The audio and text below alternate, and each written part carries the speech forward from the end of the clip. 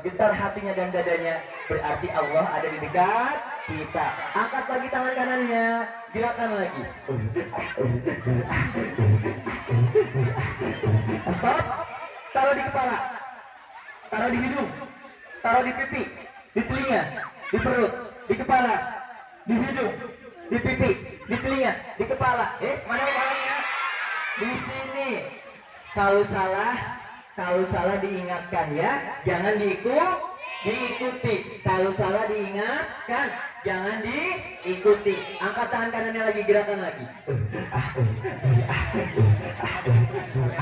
Stop. Taruh di kepala, di hidung, di pipi, di telinga, di perut, di kepala, di hidung, di pipi, di telinga, di kepala. Mana kepalanya?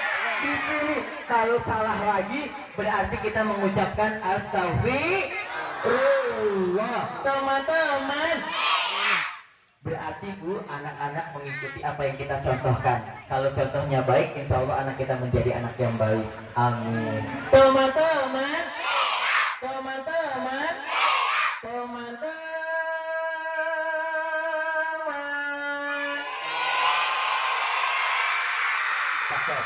teman-teman, teman-teman, teman-teman.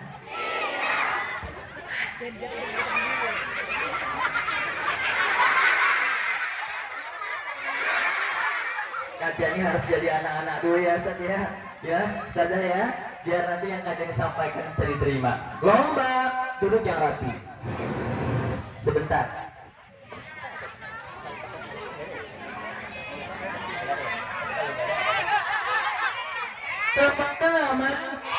Teman-teman tahu nggak Palestina? Tahu Palestina? Di sana ada apa? Ada kiblat pertama kita. Di sana ada masjid yang kubahnya emas, namanya masjid apa? Al-Aqsa itu keseluruhan. Lalu kemudian besarnya Palestina, lebih besar lagi Yerusalem.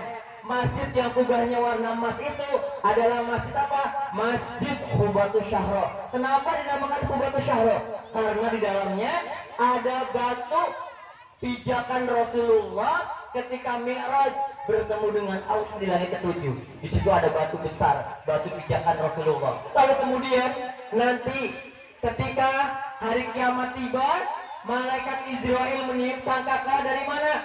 Dari Masjid Qubatus Syahro yang bekas pijakan Rasulullah Sallallahu Alaihi Wasallam.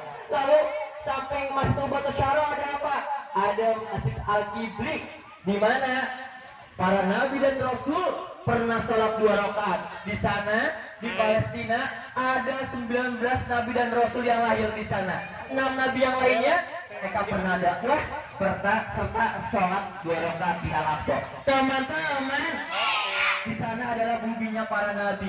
Di sana orang-orang menjaga tempat suci kita. Mereka jadi satpam, mereka jadi security di sana. Lalu kemudian sementara tentara-tentara musuh-musuh Allah yang menghancurkan negara Palestina, dia melemparkan bom, dia melemparkan rudal, dia tembakan kemana-mana.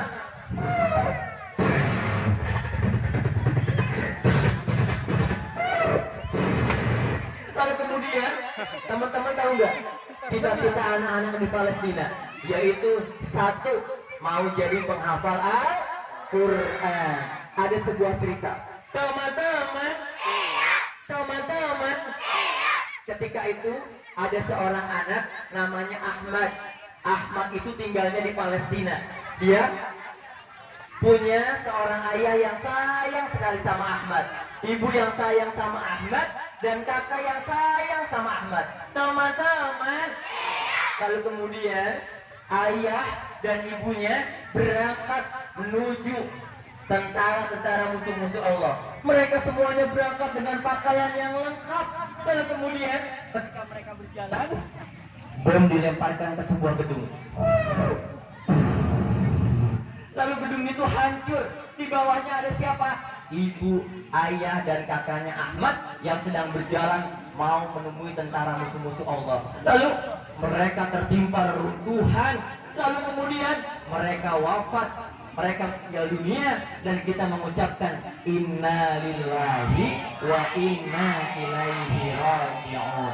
Lalu kemudian tembakan di mana-mana, lemparan bom di mana-mana, dan Ahmad terbangun dari tidurnya tanpa panggilan seorang ayah, ibu dan kakak. Ahmad terdengar suara beduk dan suara azan masjid.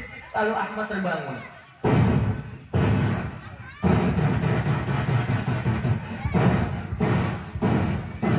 Lalu terdengar suara azan. Allahu Akbar, Allahu Akbar. Lalu kemudian Ahmad membuka matanya. Lalu Ahmad melihat tidak ada suara yang memanggil Ahmad ketika pagi hari. Biasanya Ahmad mendengar suara ibu, ayah yang memanggilnya. Tapi pagi itu Ahmad tidak melihat siapa-siapa dan tidak mendengar siapa-siapa. Lalu kemudian Ahmad terbangun. Lalu Ahmad keluar dari kamarnya. Ketika Ahmad keluar, biasanya Ahmad melihat ayah ibunya sedang berdiri di depan pintu kamarnya. Tapi pagi hari itu Ahmad tidak melihat siapa-siapa. Kemudian Ahmad memanggil ayah dan ibunya. Ayah, ibu, mereka semuanya di mana ya? Kok mereka tidak ada? Biasanya mereka yang membangunkan aku. Tapi pagi hari itu Ahmad tidak melihat ayah, ibu dan kakaknya. Lalu kemudian Ahmad berjalan ke dapur. Biasanya ibunya sudah siap-siap memasak. Tapi pagi hari itu Ahmad tidak melihat ibu, ayah dan kakaknya. Lalu kemudian dia lari ke ruang tamu.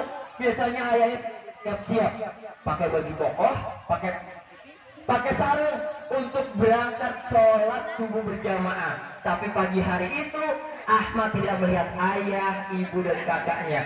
Dan kemudian teman-teman, ketika Ahmad tidak melihat siapa-siapa, lalu Ahmad keluar dari rumahnya.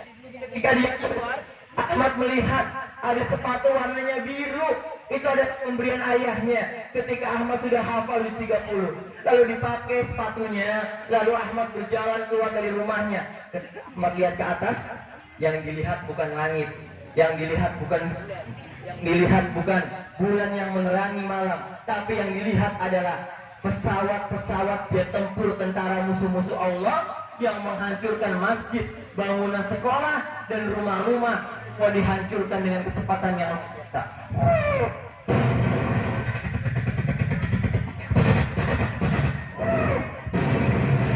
Ahmad masih semangat mencari ayah, ibu dan kakaknya.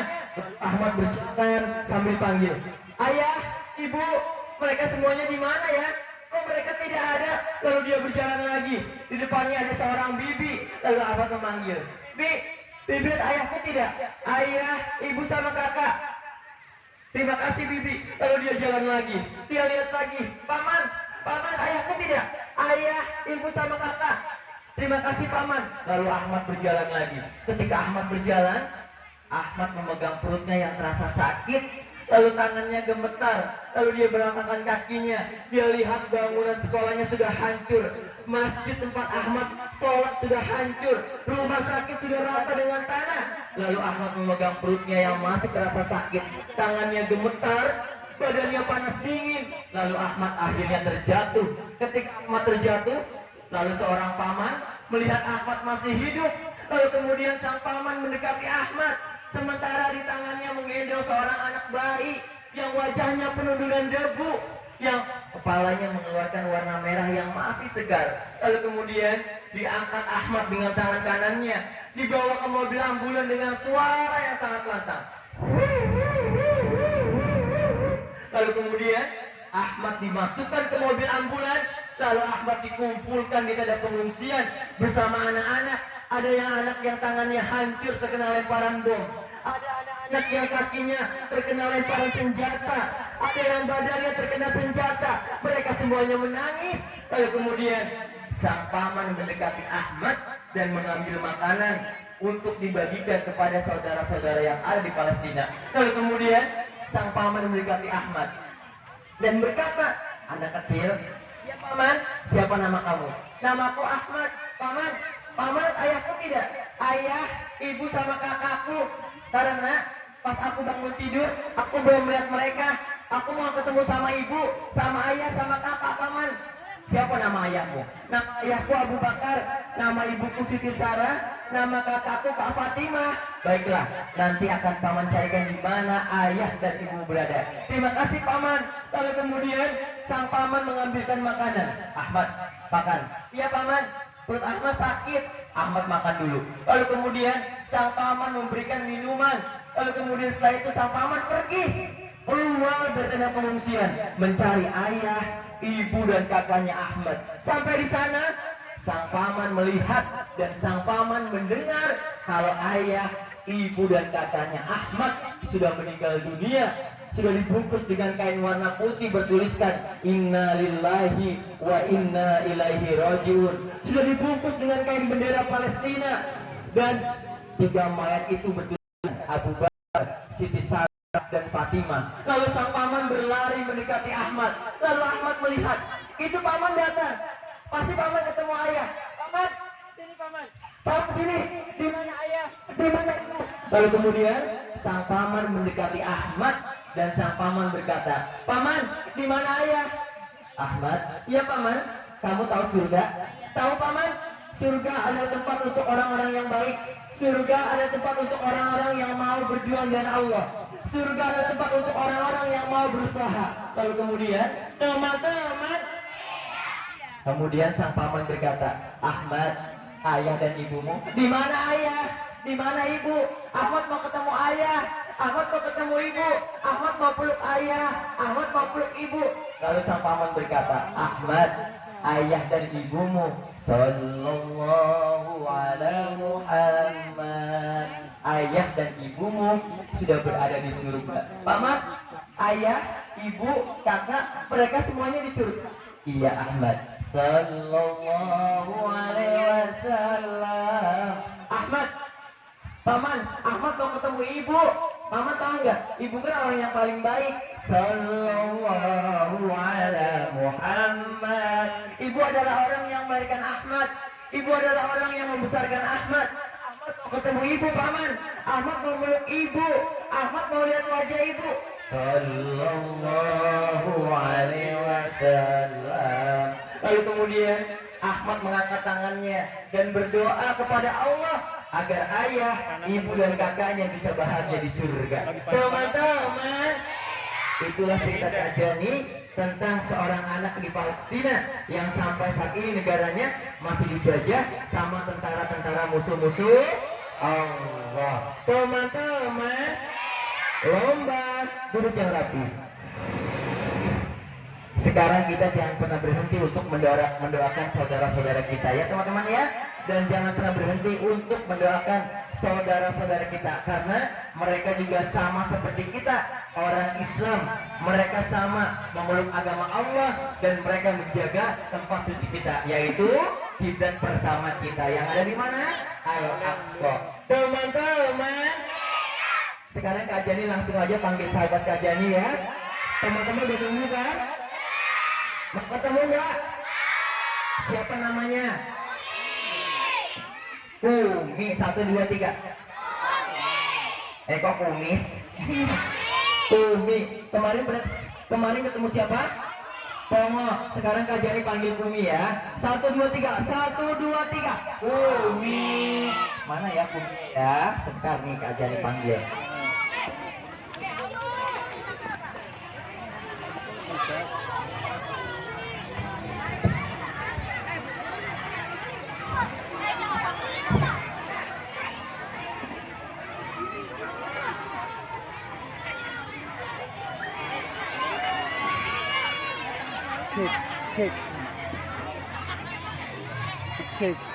Cek kok nggak bisa. Teman-teman, ini sahabat Kak Jani namanya Umi ya. Kemarin Pongo sudah kesini. Umi dia bilang katanya nggak pernah diajak kesini, akhirnya sekarang Kak Jani ajak Umi kesini ya, ketemu sama teman-teman ya. Umi, yuk lihat yuk, di belakang kamu banyak anak-anak. Iya, coba kamu lihat. Bukan. Anak-anak yang soleh dan soleha. Yuk, sekarang kamu lihat. 1, 2, 3.